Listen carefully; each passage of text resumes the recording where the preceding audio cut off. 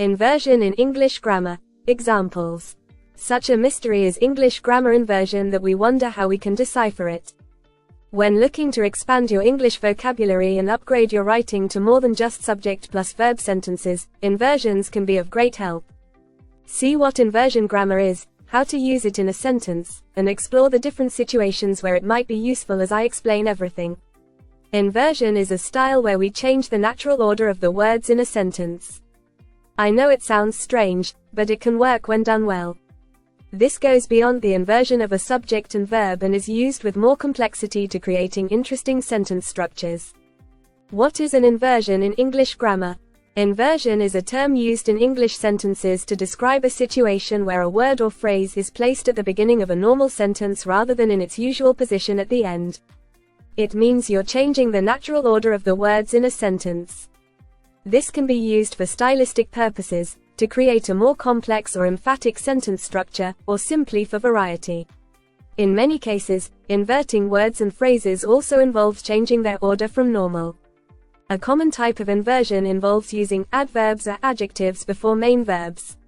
An inversion is a useful tool that can help to add variety and complexity to sentence structure, whether you are writing casually or formally. Never have I been more insulted in my life. Gone are the days when this used to be a peaceful town. Such greatness lies in the human heart, it knows no boundaries. Had you paid attention to me, we wouldn't be in this mess. Why is inversion used in English? Inversion plays an important role in English grammar, providing a variety of functions both within and across sentences. For starters, inversions are often used to create a rhetorical impact or express surprise. This can be seen, for example, in expressions like, "Here comes the sun," where the normal word order is inverted for greater emphasis.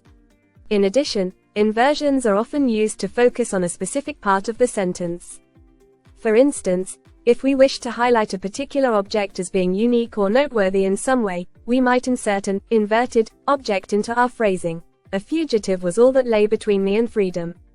Inversion is used for formal, dramatic, or emphatic purposes. What are the types of inversion in grammar? The most common type of grammar inversion is when we form questions. They are listening. Greater than are they listening? Another type of grammar inversion is when we have negative adverbs. In formal writing and speech, adverbs with negative meanings go at the start of the sentence for added emphasis. Some negative adverb examples include scarcely, seldom, never, hardly, rarely, etc. Examples of inverted sentences with negative adverbs. Rarely does one see a gesture of good faith these days. Never have I seen someone more beautiful than you. Here, and there, are words that can also be found in inverted sentences. They have to be used as adverbs of place to create an inversion. Here is the book you wanted to borrow. I glanced across the room, and there was Candace in her beautiful red dress. Another type of inversion in English is when we have so and such.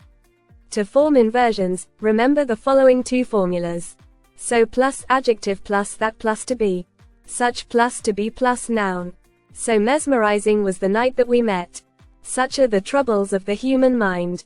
You can also form an inversion by starting a sentence with the word little. Little did I know who was at the other end of the phone line. To be continued. Stay tuned for part 2. Please like, share and comment on this video.